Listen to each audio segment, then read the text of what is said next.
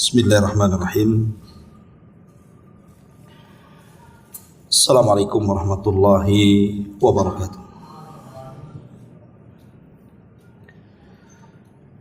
Alhamdulillah wassalatu wassalamu ala Rasulillah wa ala alihi wa sahbihi wa mawalah wa la hawla wa la quwwata illa billahi wa ba'du.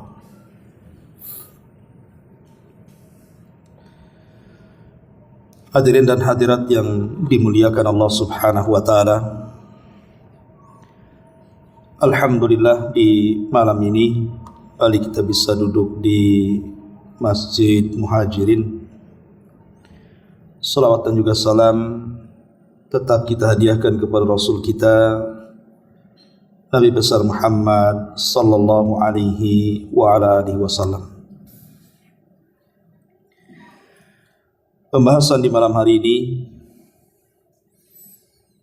kita akan membahas tentang 7 kelompok atau 17 kelompok yang akan mendapatkan cahaya dari Allah Subhanahu wa taala baik di dalam kuburnya ataupun kelak pada hari kiamat ketika Allah Subhanahu wa taala kumpulkan kita semua di hadapannya. Siapa mereka? Ma'asyiral muslimin yang dimuliakan Allah Subhanahu wa taala. Cahaya adalah sesuatu yang sangat-sangat kita hajatkan di dunia. Kalau seandainya kita berjalan di kegelapan dan tidak ada cahaya sedikit pun, tentu kita akan merasakan akan besarnya nikmat cahaya bagi kita. Karena orang yang terkurung dalam kegelapan itu akan sesak jiwanya. Dan kita bisa rasakan ketika kita sedang berada di rumah, tiba-tiba listrik mati. Dan kita mencari-cari cahaya, tapi tidak didapati cahaya tersebut. Terkadang tumbuh rasa takut, sesak dan begitu seterusnya. Artinya cahaya itu sangat penting sekali. Allah Subhanahu wa taala berfirman di dalam surah An-Nur ayat 35. Allahu nurus samawati wal ardh. Mathalu nurihi kamishkatin fiha misbah. Al-misbahu fi zujajah. Az-zujajatu ka'annaha kawkabun dhurri. Yuqadu min syajaratin mubarakatin zaitunatin la syarqiyatin wala gharbiyah. Yakadu zaituha yudhi'u walau lam tamsashu an-nar. Nurun ala nur yahdillahu linurihi man yasha wa yadribullahu al-amthala linnas wallahu bikulli syai'in alim. Allah adalah pemberi cahaya kepada langit dan juga bumi. Perumpamaan cahayanya seperti sebuah lubang yang tidak tertembus, yang di dalamnya ada pelita besar, di mana pelita itu di dalam tabung kaca, dan tabung kaca itu bagaikan bintang yang berkilauan, yang dinyalakan dengan minyak dari pohon yang diberkahi, yaitu pohon zaitun, yang tumbuh tidak di timur dan tidak pula di barat, yang minyaknya hampir-hampir menerangi walaupun tidak disentuh api. Cahaya di atas cahaya yang berlapis-lapis. Allah memberikan petunjuk kepada cahayanya bagi orang yang dikehendaki. Dan Allah membuat perumpamaan-perumpamaan bagi manusia. Dan Allah maha mengetahui atas segala sesuatu. Ma'asyiral muslimin yang dimuliakan Allah Azza wa Jalla, ayat ini adalah ayat perumpamaan dari Allah Subhanahu wa taala bagi orang-orang yang mendapatkan cahaya di dunia. Di sini ada kalimat nurun ala nur, cahaya di atas cahaya. Apa maknanya cahaya di atas cahaya di sini? Ma'asyiral muslimin, di sini Allah Subhanahu wa taala sedang memperumpamakan hati seorang mukmin. Bahwa hati seorang mukmin itu bagaikan sebuah lampu. Dulu kita kenal ada patromak namanya. Kita lihat lampu patromak itu. Ketika kita nyalakan dari dalam kaca itu, maka akan menerangi semuanya. Tetapi lampu patromak ini Allah Subhanahu wa taala menyebutkan ada dua cahaya yang menerangi yang keluar dari lampu itu. Pertama, kilauan minyak zaitun, dan yang kedua, kilauan daripada api itu sendiri. Jadi nur ala nur, cahaya dari minyak zaitun dan cahaya dari api yang menerangi sekitarnya. Itulah hati seorang mukmin, bercahaya dari dalam dan cahaya dari dalam menerangi keluar daripada hatinya. Sebagian ahli tafsir mengatakan yang dimaksud cahaya di sini adalah nurul iman wa nurul Quran. Jadi cahaya dalam ayat ini maksudnya cahaya iman yang keluar dari seorang mukmin, dan juga cahaya Quran maksudnya cahaya hidayah. Iman yang menerangi dalam dadanya, sementara hidayah menerangi orang-orang di sekitarnya. Itulah hati seorang mukmin di dunia. Hatinya penuh dengan cahaya, tapi cahaya itu dia sebarkan juga kepada orang-orang di sekitarnya. Ma'asyiral muslimin yang dimuliakan Allah Subhanahu wa taala, tentu kita tidak akan membahas cahaya seorang mukmin di dunia. Kita akan membahas cahaya-cahaya yang Allah Subhanahu wa taala akan anugerahkan bagi seorang mukmin dalam kuburannya dan kelak di akhirat setelah kematiannya. Ma'asyiral muslimin yang dimuliakan Allah Subhanahu wa taala, sedikit kita berlogika. Ketika di dunia, hari ini saya, Anda atau siapapun, kita memiliki rumah. Sebagian kita memiliki istri dan anak-anak serta tetangga. Bahkan teman-teman yang baik, baik di masjid atau di luar masjid. Anda bayangkan kalau seandainya tiba-tiba kemudian Allah wafatkan kita. Kemudian Allah masukkan kita ke sebuah ruangan yang sempit hanya 1 meter kali 1,5 meter. Tiba-tiba kemudian kita diasingkan dari manusia. Kemudian digelapkan lagi di dalamnya. Kira-kira perasaan kita seperti apa? Jangan lagi cerita kita diasingkan dalam kuburan kita. Seandainya kita dipenjarakan di satu ruangan, tidak ada manusia yang mengunjungi kita. Tidak ada kipas, tidak ada AC, tidak ada TV, tidak ada handphone. Kita hanya sendirian di situ. Lampu pula digelapkan di situ. Mungkin kita tidak akan tahan lama dalam ruangan itu. Tetapi kalau seandainya ada sedikit cahaya dalam ruangan itu, tentu akan melegakan hati kita. Apalagi kalau cahaya itu kemudian betul-betul menerangi dalam kuburan kita, tentu akan lebih menenangkan lagi. Ini baru cerita kubur, belum cerita akhirat. Makanya seorang mukmin itu sangat berhajat kepada cahaya, baik di dunia, baik dalam kuburnya, ataupun kelak di akhirat setelah kematiannya. Tidak memperpanjang mukaddimah, yang pertama di antara sebab-sebab orang akan mendapatkan cahaya adalah al-imanu billah, beriman kepada Allah Subhanahu wa taala, menjauhi kemunafikan. Di dalam Al-Quranul Karim Tepatnya dalam surah Al-Hadid ayat 12 sampai 15. Allah Subhanahu wa taala berfirman, "Yauma taral mu'minina wal mu'minati yas'a nuruhum baina aydihim wa bi aymanihim busyrakumul yawma jannatun tajri min tahtihal anhar khalidina fiha dzalikal fawzul adzim."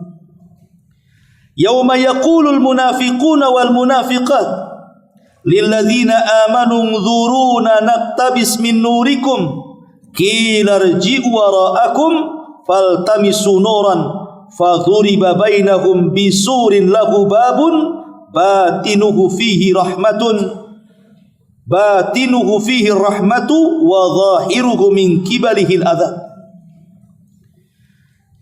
Allah Subhanahu wa taala mengatakan, pada hari ketika kamu melihat orang-orang yang beriman, baik laki-laki atau perempuan, sedang cahaya mereka bersinar di hadapannya, kemudian bersinar di belakang kanan mereka, dikatakan kepada mereka pada hari itu, ada berita gembira untuk kalian. Maksudnya sorga yang mengalir di bawahnya sungai-sungai yang kamu akan kekal di dalamnya. Itulah keberuntungan yang besar. Tapi pada hari itu ketika orang-orang munafik laki-laki dan perempuan berkata kepada orang-orang yang beriman, tunggulah kami supaya kami dapat mengambil sebagian dari cahayamu. Dikatakan kepada mereka, kembalilah kamu ke belakang, carilah cahaya sendiri. Lalu diadakan di antara mereka dinding yang mempunyai pintu, di sebelah dalamnya ada rahmat dan di sebelah luarnya disitulah ada azab Allah Subhanahu wa ta'ala. Ayat ini menjelaskan tentang perjalanan dua kelompok kelak di titian Siratal Mustaqim. Jadi ketika semua proses sudah dilalui, mulai daripada syafaat, kemudian hisab, kemudian timbangan, kemudian pengambilan catatan dan macam-macam peristiwa, dan orang-orang kafir sudah dimasukkan ke dalam neraka, maka sisa dua kelompok. Pertama orang-orang yang beriman, yang kedua orang-orang munafik. Kenapa orang-orang munafik mereka tidak dimasukkan seperti orang kafir ke dalam neraka, tapi dilewatkan kepada titian? Di sini Allah Subhanahu wa taala hendak membalas mereka karena ketika di dunia mereka suka menipu Allah, menipu orang-orang yang beriman, maka sekarang mereka akan ditipu Allah dan orang-orang yang beriman di titian itu. Al jaza min jinsil amal. Jadi ketika kemudian jembatan itu betul-betul dibentangkan di antara neraka jahanam, disitulah orang-orang yang beriman akan diberikan cahaya sebagaimana amalan mereka di dunia. Ada cahayanya terang sekali, ada yang juga redup sekali, tapi tetap diberikan cahaya sesuai dengan amalannya. Lah orang-orang munafik diberikan cahaya tetapi kadang bercahaya, kadang pula gelap. Lah ketika orang-orang munafik mulai kemudian meniti titian itu, tiba-tiba kemudian cahayanya hilang. Sementara orang-orang yang beriman, mereka tidak pernah padam cahaya itu. Kemudian di tengah titian itulah orang-orang munafik menghadang orang-orang yang beriman dan mengatakan, "Ungdzuruna naqtabis min nurikum." Bisa enggak aku berjalan dengan kalian? Aku ikut cahaya kalian. Tetapi orang-orang yang beriman tidak mau tertipu dengan orang munafik. Mereka mengatakan, irji'u wara'akum faltamisu nura. Oh, tidak bisa. Kalau engkau ingin mendapatkan cahaya, balik lagi kau ke belakang. Ketika orang-orang munafik ini kemudian balik ke belakang, tiba-tiba Allah Subhanahu wa ta'ala kemudian Allah katakan, fadhuriba bainahum bisurin lahu babun batinuhu fihi rahmah wa zahiruhu min kibaril adzab. Lalu kemudian dibuat di antara mereka dinding yang mempunyai pintu. Di sebelah dalamnya ada rahmat dan di sebelah luarnya dari situlah ada siksa Allah Subhanahu wa taala. Ketika pintu itu dibuka, rupanya dia harus masuk ke dalam jahannam. Naudzubillah. Maka dari sini ikhwatu fillah muliakan Allah Subhanahu wa taala, sebab pertama mendapatkan cahaya adalah al-iman. Iman kepada Allah Subhanahu wa taala dan jauhi kemunafikan. Kemudian yang kedua, hifdzus salawat, menjaga salat-salat 5 waktu, terkhusus salat fajar. Disebutkan dalam hadis Abi Malik Al-Asy'ari radhiyallahu anhu, dia mengatakan, Rasul mengatakan, as-salatu nur, salat itu cahaya. Salat itu cahaya. Kata para ulama, dikatakan bahwa fa inna mimma yunawwiru qabral muslim al-a'malus salihatu kulluha wa khassatun as-salatu was-sabr. Amalan-amalan yang bisa memberikan cahaya bagi seorang mukmin dalam kuburannya adalah seluruh amal saleh, terkhusus salat dan sabar. Karena Allah Subhanahu wa taala mengatakan wasta'inu bis sabri was salah. Mintalah pertolongan kepada Allah dengan salat dan sabar. Dan Nabi SAW mengatakan was-salatu nurun, dan salat itu adalah cahaya. Maka orang yang banyak melakukan salat di dunia, maka dia akan paling terang cahayanya pada hari ketika Allah wafatkan dan dimasukkan ke dalam kuburnya.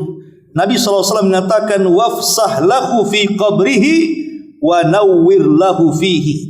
Luaskan kuburannya, hantarkan cahaya ke dalamnya.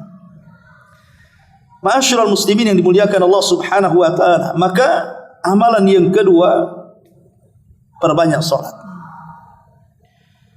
Bahkan Nabi SAW mengatakan dalam sebuah hadis dari Anas ibn Malik radhiyallahu an, basyaril masyaina fi dhulami ilal masajid bin nurit tam yaumal qiyamati. Kata Nabi SAW, habar gembirakan kepada mereka, orang-orang yang berjalan di tengah kegelapan-kegelapan menuju masjid-masjid dengan cahaya yang sempurna pada hari kiamat. Para ulama mengatakan maksudnya dalam hadis ini adalah menjaga salat, terutama 2 salat yang berada dalam kegelapan. Pertama salat Isya, dan yang kedua salat subuh. Itulah 2 salat yang dilakukan dalam kegelapan. Karena kalau sekarang lah terang, banyak listrik. Zaman dulu tentu ke masjid untuk melaksanakan Isya itu harus melewati tempat-tempat gelap, kan gitu. Begitu juga salat subuh. Maka orang yang menjaga salat Isya dan subuh, maka mereka akan mendapatkan kesempurnaan cahaya pada hari kiamat. Al-Imam Ibn Rajab Al-Hambali rahimahullahu ta'ala, dia mengatakan وَهِيَ فِي الْآخِرَةِ نُورٌ لِلْمُؤْمِنِ فِي الظُّلُمَةِ الْقِيَامَةِ وَعَلَى الصِّرَاطِ فَإِنَّ الْأَنْوَارَ تُقْسَمُ لَهُمْ عَلَى حَسْبِ أَعْمَالِهِمْ. Dan kelak di akhirat, kata Imam Ibn Rajab, kelak di akhirat amalan-amalan seperti salat itu akan menjadi cahaya bagi kaum muslimin di tengah-tengah kegelapan hari kiamat, di tengah-tengah kegelapan di atas titian sirat. Karena sesungguhnya cahaya-cahaya itu akan dibagikan kepada mereka sesuai dengan amalan-amalan mereka di dunia. Oleh karena itulah ma'asyiral muslimin yang dimuliakan Allah Subhanahu wa taala, jaga salat. Siapa yang banyak berdiri di dunia, maka akan sedikit berdiri di akhirat. Dan siapa yang banyak salat di dunia, maka cahayanya akan lebih besar lagi di akhirat. Ini yang kedua. Yang ketiga, mengerjakan salat Jumat. Mengerjakan salat Jumat.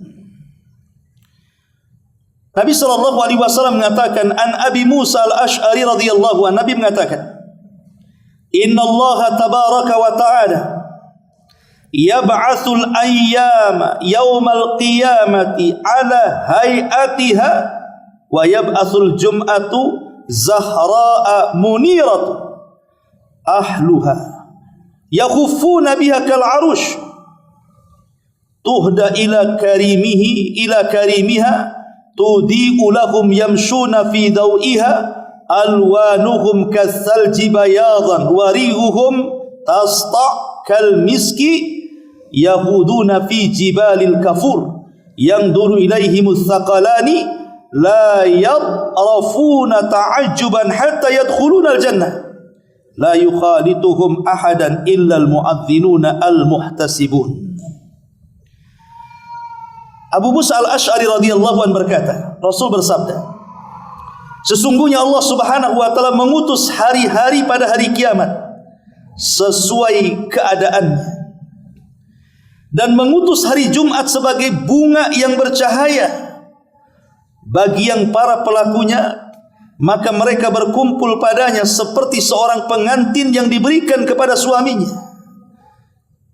Cahaya salat Jumat itu menerangi bagi mereka para pelaku salat Jumat. Mereka berjalan pada cahayanya, warna-warna mereka seperti es yang putih, bau mereka menyebar seperti minyak wangi misik yang menyatu pada gunung Kafur. Seluruh manusia dan jin melihat kepada mereka. Mereka tidak menunduk saking kagumnya sampai mereka masuk ke dalam sorga.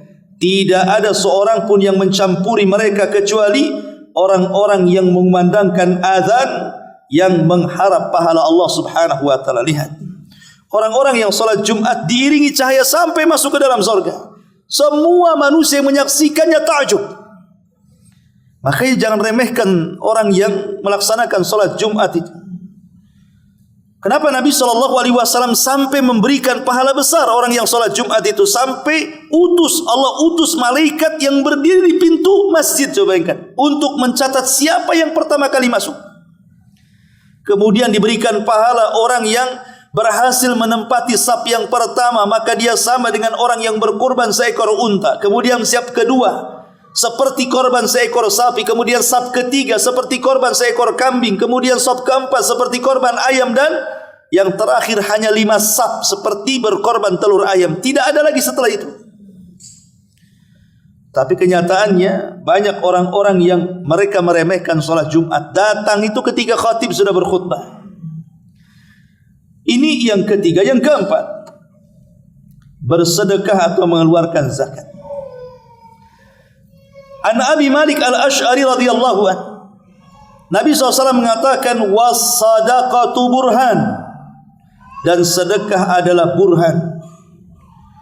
Burhan itu dijelaskan oleh para ulama, amma sadaqatu fahiya burhan, wal burhan huwa syi'a'ul ladhi yali wajha syam, wa minhu hadithu Abi Musa anna ruhal mu'min takhruj min jasadihi laha burhan ka burhani syamsi.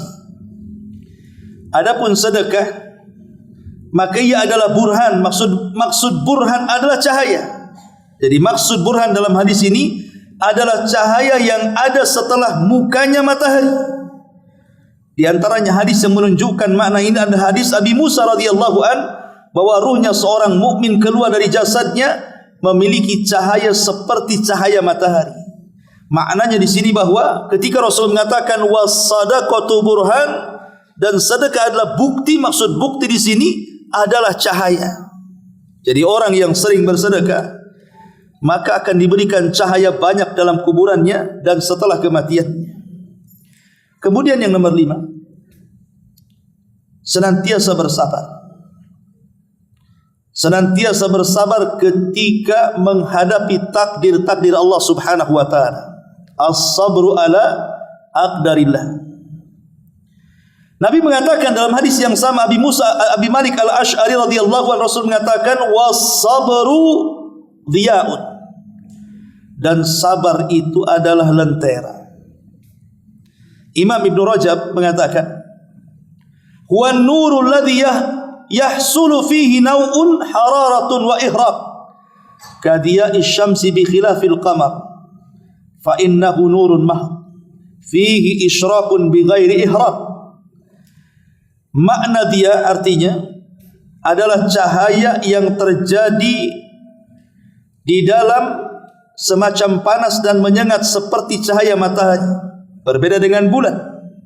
Sesungguhnya ia adalah cahaya melulu, di dalamnya penerangan tanpa penyengatan. Artinya di sini ketika Allah Rasul mengatakan was-sabru dia, berarti dia di sinilah cahaya seperti cahaya matahari terangnya.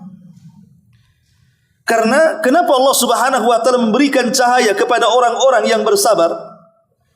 Karena tidak banyak orang-orang yang bersabar ketika menghadapi takdir. Ketika menghadapi takdir manusia itu kan bermacam-macam ya kan. Menghadapinya ada yang memang betul-betul tulus sehingga dia sabar. Bahkan ada yang sampai kepada tingkat syukur lagi. Itu memang jarang yang seperti ini.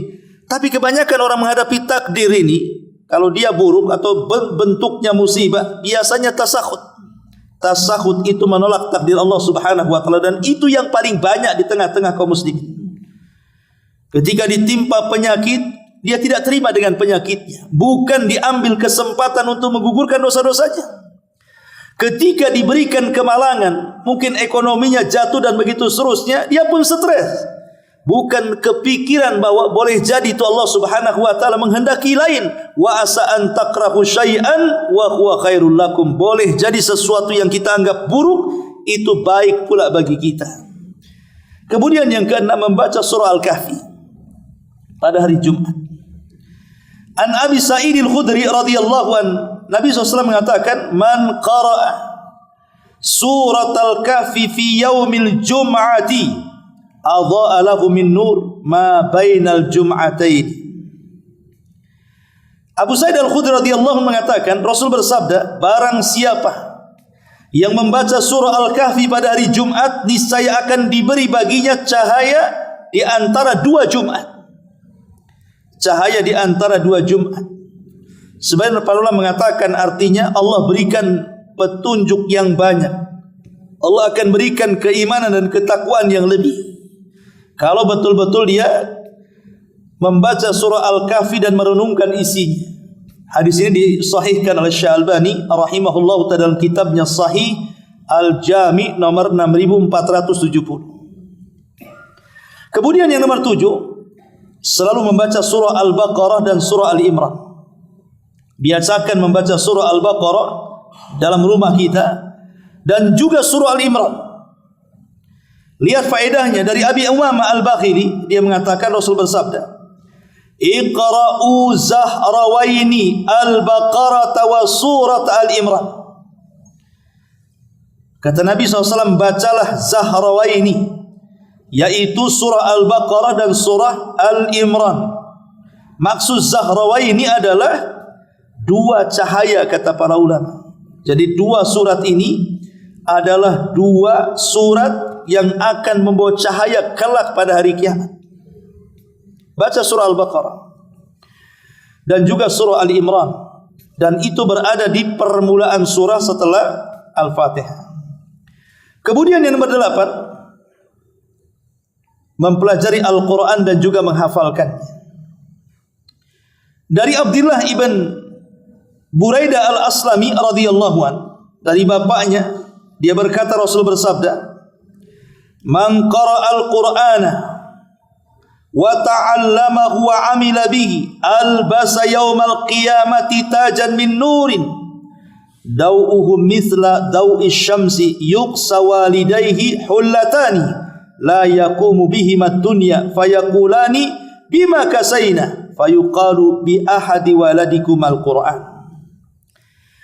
Dari Abdullah bin Buraidah Al-Aslami, dia meriwayatkan dari bapaknya, dia berkata Rasul bersabda, barang siapa yang membaca Al-Quran kemudian mempelajarinya serta berusaha mengamalkannya, niscaya dipakaikan kepadanya pada hari kiamat sebuah mahkota dari cahaya, sinarnya seperti sinar matahari, dan kedua orang tuanya akan dipakaikan jubah yang sangat indah, tidak dapat dinilai dengan dunia. Lalu kedua orang tuanya berkata, apa sebab kami dipakaikan pakaian indah ini? Maka dijawab, dengan sebab anak kalian berdua karena menghafal Quran. Subhanallah. Maka saya nasihatkan kepada antum para bapak yang banyak anak, Kalaupun tidak bercita-cita semua anaknya hafal Quran, jadikanlah satu di antara mereka para penghafal Quran. Umpamanya Anda ada yang punya anak 5, 6, 7. Kalaupun tidak bisa semuanya hafal Quran, satulah di antara mereka arahkan kepada penghafal-penghafal Quran, supaya menjadi syafaat dan wasilah yang kelak akan mengangkat derajat orang tuanya dan akan memakaikan jubah yang sangat indah dan akan membahagiakan orang tuanya pada hari kiamat. Apalagi kalau umpamanya ada potensi dari anak kita itu, nampaknya anak yang satu ini cerdas, mungkin kecerdasannya di atas rata-rata. Ini kesempatan, masukkan kepada pondok-pondok tahfidz Al-Quran, supaya satu di antara mereka adalah yang membanggakan orang tuanya pada hari kiamat. Ini yang nomor 8. Yang nomor 9, berjihad di jalan Allah Subhanahu wa taala. Allah Subhanahu wa taala mengatakan dalam surah Al-Hadid 19, "Walladzina amanu billahi wa rusulihi ulaika humus siddiquna wasyuhada inda rabbihim lahum ajruhum wa nuruhum walladzina kafaru wa kadzdzabu biayatina ulaika ashabul jahim." Dan orang-orang yang beriman kepada Allah dan Rasulnya, mereka itu orang-orang siddiqin dan orang-orang yang menjadi saksi di sisi Tuhan mereka, bagi mereka pahala dan juga cahaya. Maksud syuhada, saksi di sini artinya asy-syuhada alladzina qutilu fi sabilillah. Kata Imam At-Tabari, maksudnya syuhada di sini orang-orang yang menjadi saksi, mereka adalah orang-orang yang terbunuh di jalan Allah alias mati syahid. Maka mereka akan mendapatkan cahaya. Kata Rasul, man rama bisahmin fi sabilillah kana lahu nuran yaumal qiyamah. Barang siapa melepaskan sebuah panah dalam berjihad di jalan Allah, maka bagi dia cahaya pada hari kiamat. Minimalnya kalau kita tidak berjihad, karena mungkin di antara kita juga tidak semua pemberani, karena amalan jihad ini amalan berat. Kutiba alaikumul qital wa huwa kurhul lakum. Diwajibkan atas kalian berperang dan itu membuat tidak suka kalian. Ya, karena jihad itu perlu keberanian. Tapi minimalnya, walaupun kita tidak punya keberanian berjihad, tanamkan dalam hati kita ini bahwa kita akan berjihad. Minimal punya niat. Ya. Sebab orang yang tidak punya niat dalam hatinya berjihad, maka hatinya dipenuhi dengan kemunafikan. Kemudian yang nomor 10, selalu berbuat adil, terutama bagi para pemimpin. Tinggalkan kezaliman. Nabi SAW mengatakan dalam hadis Jabir bin Abdullah radhiyallahu an, ittaquz zulma fa inna zulma zulumatun yaumal qiyamah, wattaqus syuha fa inna syuha ahlaka man kana qablakum hamalahum ala an safaqud dima'ahum wastahallu maharimahum. Kata Nabi, jauhilah kezaliman, karena sungguh kezaliman adalah merupakan kegelapan-kegelapan pada hari kiamat. Orang zalim tidak akan diberikan cahaya. Maknanya orang adil akan diberikan cahaya. Kemudian jauhi sifat-sifat bakhil, karena sesungguhnya sifat bakhil telah menghancurkan orang-orang sebelum kalian, menjadikan mereka menumpahkan darah dan menghalalkan yang diharamkan Allah Azza wa Jalla. Itulah bahaya bakhil. Gara-gara bakhil itu orang saling sikat-sikut, bunuh sana, bunuh sini, bahkan tak jarang menghalalkan yang diharamkan Allah Subhanahu wa taala. Ma'asyiral muslimin yang dimuliakan Allah Subhanahu wa taala, Imam An-Nawawi ketika memberikan sarahan hadis ini, beliau mengatakan, huwa ala zahirihi fayakunu dhulumat ala sahibihi la yahtadi yaumal qiyamah sabila hatta yas'a nurul mu'min baina aydihim wa bi aymanihim. Kata Imam Nawawi rahimahullahu ta'ala, beliau menukilkan perkataan qadiyat, maksudnya hadis ini dibawa kepada zahirnya, gelap ya gelap maksudnya, maka ia akan kena kegelapan untuk pelakunya, tidak akan mendapatkan petunjuk jalan pada hari kiamat. Na'udzubillah. Artinya orang-orang yang zalim itu betul-betul akan mendapatkan kegelapan, dan khususnya tentu para pemimpin, ya, karena kezaliman yang paling banyak itu biasanya dikonsumsi para pemimpin. Kenapa demikian? Karena kekuasaan di tangannya. Dia bisa dengan kekuasaan itu melakukan kezaliman di mana-mana. Kemudian yang nomor 11, bagi yang haji tentunya, menunaikan haji saat melempar jumrah. Nabi mengatakan, "Idza ramaital jimara kana lahu nuran yaumal qiyamah." Jika kamu melempar batu-batu jumrah, baik jumrah wusta atau aqabah atau sughra, maka niscaya bagimu cahaya pada hari kiamat. Kemudian juga yang nomor 12, menggundur rambut ketika tahallul haji. Nabi SAW mengatakan, "Wa idza halaqa ra'sahu falahu bi kulli sya'ratin saqatat min ra'sihi nurun yaumal qiyamah." Apabila dia mengundur rambutnya, maka ia memiliki pada setiap helai rambut yang jatuh itu dari kepalanya akan menjadi cahaya pada hari kiamat. Maka beruntunglah orang-orang yang haji, maka mereka bisa mengumpulkan cahaya sebanyak-banyaknya pada hari kiamat. Kemudian yang nomor 13, orang-orang yang menuntut ilmu syar'i seperti anda-anda ini, datang ke majelis ilmu kemudian duduk mendengarkan kajian.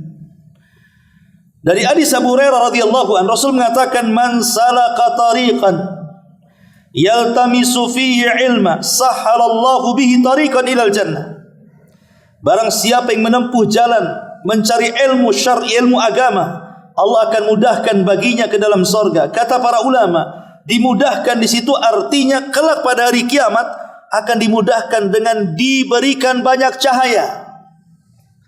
Orang kalau berjalan di atas cahaya akan mudah, tapi orang berjalan di atas kegelapan, macam mana dia akan sampai? Maka orang-orang yang duduk di majelis ilmu, belajar agama, maka itu sebab terbesar akan mendapatkan cahaya baik dalam kuburannya ataupun setelah kematiannya kelak pada hari kiamat.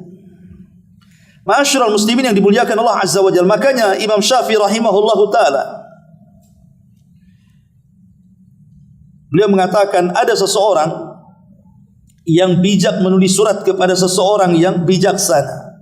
"Ya akhi, qad utita ilman."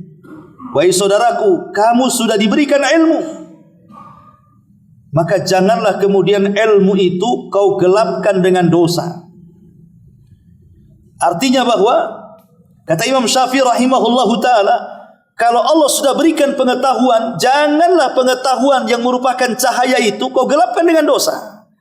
Makanya kata Imam Syafi'i ketika beliau mengadu soal kurangnya hafalan kepada waki gurunya, "Syakautu ila waki su'a hifdin fa arsyadani bi antarkil ma'asi wa'lam bi annal ilma nurun wa nurullah la yuhda lil 'asi." Kata Imam Syafi'i, aku mengadu kepada guruku Waki soal buruknya hafalanku. Kata Imam Waki, maka dia memberikan saran agar aku meninggalkan maksiat, karena ilmu adalah cahaya dan cahaya itu tidak mungkin masuk ke hati-hati ahli maksiat, kata Syafi'i rahimahullahu ta'ala. Maka orang yang menuntut ilmu juga salah satu sebab mendapatkan banyak cahaya. Kemudian yang nomor 14, seseorang yang mencintai karena Allah Subhanahu wa ta'ala.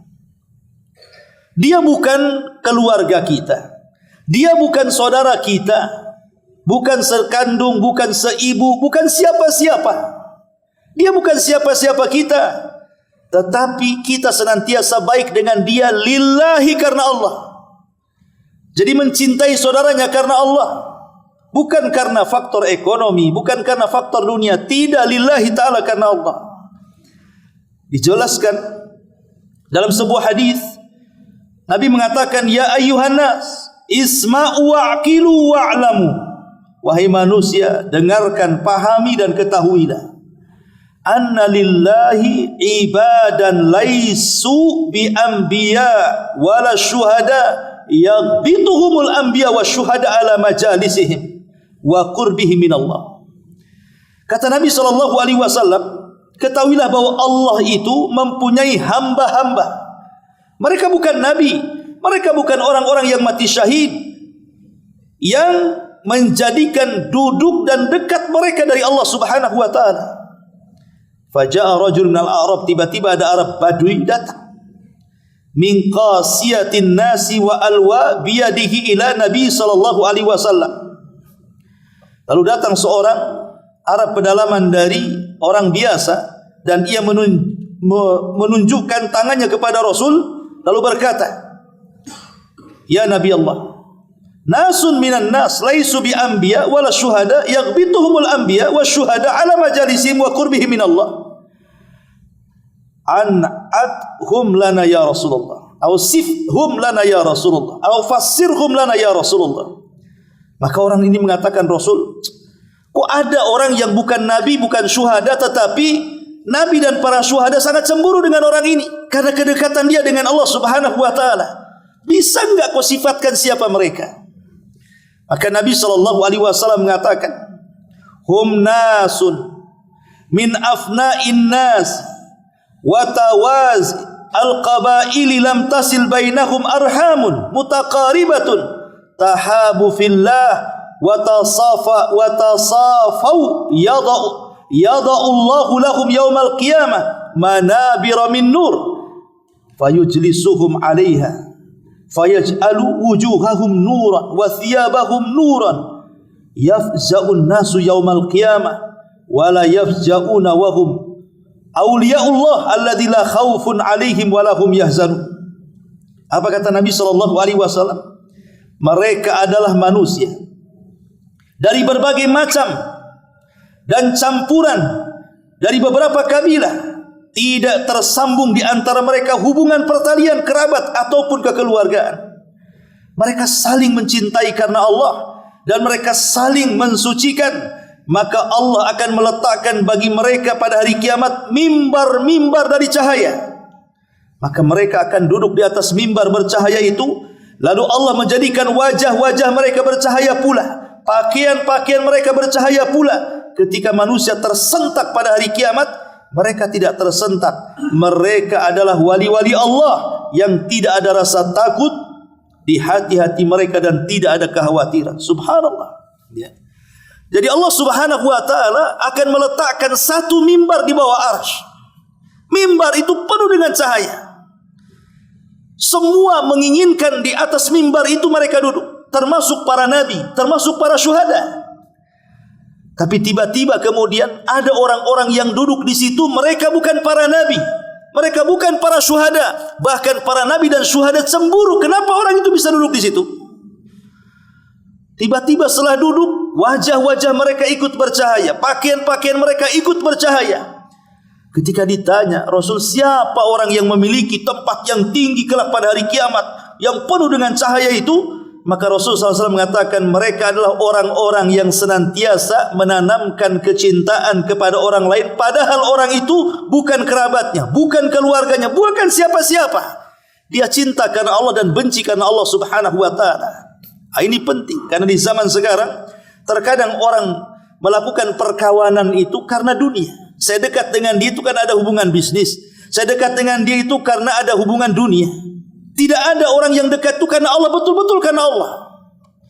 Padahal lihat bagaimana keutamaannya di hadapan Allah Subhanahu wa taala. Kemudian yang nomor 15, uban yang akan menjadi cahaya yang ada di kepala.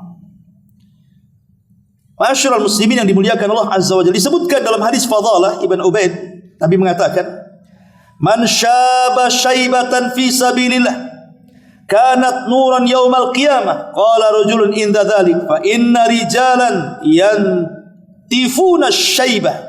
Faqala Rasulullah man syaa falyantif nurahu. Fudail ibn Ubaid radhiyallahu mengatakan, barang siapa, kata Rasul, beruban di atas kepalanya dalam Islam, maka niscaya baginya cahaya pada hari kiamat. Jadi uban itu akan menjadi cahaya pada hari kiamat. Seseorang berkata kepada Rasul, Rasul, sesungguhnya ada beberapa orang mencabut ubannya, boleh enggak? Maka Rasul mengatakan, barang siapa yang hendak untuk mencabut cahayanya, ya silahkan saja. Kalau hendak mencabut cahaya silahkan, tapi kan rugi. Karena bagaimanapun uban ini adalah pengingat kita. Dan biasanya orang tumbuh uban itu kan di usia 40 tahun. Dan 40 tahun itu biasanya separuh lebih usia dia sudah berlalu, yang akan dijalani itu tinggal sedikit lagi. Di situ diingatkan dengan usia, diingatkan dengan kematian, karena uban itu tamu untuk mengingatkan kita dengan kematian, bahwa jarak orang yang beruban dengan kematian itu sudah dekat. Sehingga kemudian di dunia kita dapat pelajaran dengan uban itu kan. Makanya kenapa tidak dilarang kita mencabut uban? Karena orang yang mencabut uban itu hakikatnya dia tidak teringatkan bahwa dia akan mati dan akan tua. Allahu khalaqakum min dha'fin thumma ja'ala min dha'fi quwwatan thumma ja'ala min ba'di quwwatin dha'fan wa syaibah. Allah telah menciptakan kalian lemah di waktu bayi. Kemudian dari kelemahan timbullah kekuatan. Kemudian dari kekuatan timbul lagi kelemahan dan menua. Kemudian mengalami kematian. Oleh karena itulah maka jadikan uban ini sebagai pengingat kematian. Dan di akhirat Rasul mengatakan la tantifu asy-syaibah fa innahu nurun yaumal qiyamah. Jangan kalian cabut uban-uban kalian, karena uban itu akan menjadi cahaya bagi kalian pada hari kiamat. Kemudian yang nomor 16, menyambung hubungan dengan kawan-kawan baik orang-orang tua yang sudah meninggal. Jadi kawan-kawan orang tua yang sudah meninggal, kita dulu punya orang tua masih hidup, punya orang tua kita ini punya kawan. Orang tua meninggal, maka hubungkanlah hubungan baik kita dengan kawan orang tua kita yang sudah meninggal.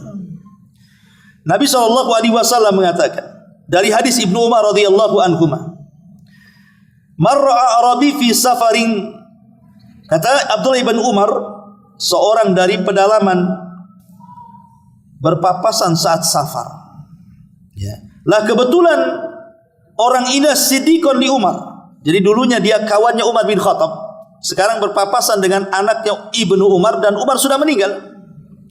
Faqala Arabi, berkata orang Arab ini, alasta ibna fulan, bukankah engkau adalah anaknya si fulan? Qala, maka ia menjawab, ya betul. Fa amara lahu Ibnu Umar bihimarin, maka Abdullah ibn Umar memerintahkan untuk memberikan keledai, karena beliau memintanya, lalu diberi. Kawannya mengatakan, wahai Ibnu Umar, beliau orang Badui, cukup kau kasih serban saja, kenapa kau kasih pula keledai pula sama dia? Maka kemudian Ibnu Umar mengatakan, aku mendengar sabda Nabi SAW, ihfad wudda abik. Kata Ibnu Umar radhiyallahu anhu, jagalah kawan baik orang tuamu. La taqta'uh, jangan kau putuskan, fayudfi'ullahu nurah. Sebab kalau kau putuskan hubungan kamu dengan dia, itu sama dengan memutuskan cahaya Allah kepadamu. Kalimat Allah memutuskan cahaya Allah kepada menunjukkan bahwa berbuat baik kepada kawan orang tua kita adalah penyebab Allah memberikan cahaya kepada kita. Dan yang terakhir tentunya yang nomor 17, berdoalah kepada Allah Subhanahu wa taala agar kita senantiasa diberikan cahaya di dunia, dalam kubur ataupun di akhirat. Berdasarkan hadis Abdullah bin Abbas radhiyallahu anhuma, annahu raqada inda Rasulillah. Jadi beliau Ibnu Abbas satu hari dia pernah menginap di rumah Rasulullah. Kemudian fastaiqadha fatasawwaka wa tawadda. Maka Rasul pun kemudian bangun, kemudian bersiwak, kemudian berwudu. Wa huwa yaqul, dan dia mengatakan, inna fi khalqis samawati wal ardh wa ikhtilafil laili wan nahar la ayati liulil albab. Sesungguhnya pada penciptaan langit dan bumi dan adanya pergantian siang dan malam itu ada tanda-tanda bagi orang yang berfikir. Maka Nabi SAW kemudian membaca sampai selesai ayat-ayat ini. Kemudian Nabi SAW pun salat 2 rakaat, beliau panjangkan berdiri, ruku dan sujudnya. Kemudian beliau berpaling, kemudian tidur. Kemudian beliau pun akhirnya kemudian setelah muadzin salat fajar berkumandang, maka beliau keluar. Disinilah kemudian beliau berdoa, Allahumma ij'al fi qalbi nuran wa fi lisani nuran waj'al fi sam'i nuran waj'al fi basari nuran waj'al min khalfi nuran wa min amami nuran waj'al min fawqi nuran wa min tahti nuran Allahumma ati nuran. Kata Nabi sallallahu alaihi wasallam, beliau mengatakan, ya Allah, berikan cahaya pada hatiku, cahaya pada lisanku, cahaya pada pendengaranku, cahaya pada penglihatanku, cahaya di belakangku, cahaya di depanku, cahaya di atasku, cahaya di bawahku. Ya Allah, teruslah berilah cahaya kepadaku. Hadis ini dikeluarkan Imam Muslim dan juga Nasai. Artinya kata para ulama, bacalah doa ini setiap kita melangkahkan kaki melakukan salat fajar. Ketika ke masjid, baca doa ini. Minta cahaya kepada Allah Subhanahu wa taala, karena cahaya itu kita sangat berhajat di dunia dalam kubur dan setelah kematian kita kelak pada hari kiamat. Wallahu a'lam bishawab. Ini yang bisa sampaikan. Ya, bismillah. Tadi ada pertanyaan soal haji badal. Umrah badal. Bicara soal umrah badal. Pertama, umrah adalah ibadah yang sangat mulia. Bahkan sebagian para ulama mengatakan wajib 1 kali seumur hidup. Sama dengan haji wajib 1 kali seumur hidup.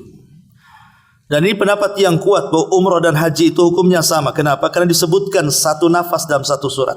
Wa atimul hajjata wal umrata lillah. Sempurnakan haji dan umrah karena Allah. Ketika disebut satu nafas umrah dengan haji, sebagian para ulama mengatakan bahwa hukum umrah itu wajib 1 kali minimalnya dalam seumur hidup. Kalaupun berkali-kali sunnah, sama dengan haji. 1 kali dalam seumur hidup, kalaupun berkali-kali sunnah saja. Ya. Dan umrah juga adalah yanfiyanil faqra, bisa menghilangkan kefakiran. Jadi tidak perlu takut orang umrah itu tidak balik lagi duitnya. Pasti Allah akan balikan duitnya. Karena bisa menghilangkan kefakiran, kata Rasul. Karena kita akan menjadi tamu-tamu Allah di Mekah sana, di Baitullah, di rumah Allah Azza wa Jalla. Maka apapun hajat yang kita doakan di sana pasti dikabulkan. Tapi sekarang masalahnya bukan cerita tentang fadilah umrah, tetapi hukum tentang umrah badal. Sebagian para ulama mengatakan bahwa umrah badal dibolehkan. Tidak ada masalah umrah badal itu. Dan yang dibadali itu dia sanggup secara materi. Dia bisa umrah sebenarnya. Tetapi karena mungkin sakit, stroke atau apa yang menjadikan dia tidak bisa bergerak. Dia punya biaya tapi tidak bisa berangkat. Maka dananya dia boleh kemudian diberikan kepada yang membadalkannya. Biar dia yang umrah kemudian diniatkan kepada orang yang sakit. Dengan catatan orang yang membadalkan umrah itu sudah umrah. Yang membadalkan umrah sudah umrah. Ya, artinya dia sudah umrah, selesai umrah. Ya kias kepada orang yang badal haji. Orang yang badalkan haji harus haji. Karena ada seorang sahabat yang tawaf di sekitar Ka'bah, dia mengatakan labbaika labbaika Allahumma labbaika an subrumah. Aku penuhi panggilanmu ya Allah, aku penuhi panggilanmu ya Allah, dan aku berhaji ini untuk orang namanya Subrumah. Kata Rasul, siapa Subrumah itu? Kenapa kau talbiyah menyebut-nyebut nama Subrumah? Maka dia mengatakan akhun li, dia saudaraku wahai Rasul Subrumah itu. Kemudian Rasul mengatakan hujja'an nafsika thumma hujja'an Subrumah. Haji dulu kamu, baru kau hajikan si Subrumah itu. Termasuk juga dikiaskan kepada umrah. Umrah dulu baru mengumrahkan orang lain. Artinya bahwa badal umrah itu harus umrah dulu, orang yang membadalkan. Tentang kemudian bagaimana kalau badal umrah itu kepada orang tua yang sudah meninggal. Ini menjadi khilaf ulama. Apakah badal umrah kepada orang yang meninggal itu sampai ataukah tidak sampai? Terjadi panjang para ulama khilaf. Ya, tapi Allahu a'lam, pendapat yang kuat boleh membadalkan umrah bagi orang tua yang sudah meninggal. Kalau memang dia apalagi dulunya pernah berwasiat ataukah pernah bernazar, sekalipun tidak berwasiat dan tidak bernazar, kalau seorang anak membadalkan umrah yang sudah meninggal dari orang tuanya, insya Allah tidak ada masalah. Ya, walaupun sekali lagi ada khilaf, kita tidak mengingkari ada khilaf. Ya, wallahu a'lam. Ya, semoga yang umrah dimudahkan perjalanannya, sampai Mekah dan pulang ke Indonesia. Subhanakal bihamdika asyhadu an la ilaha illa anta astaghfiruka wa atubu ilaik. Allahu taala alam. Assalamualaikum warahmatullahi wabarakatuh.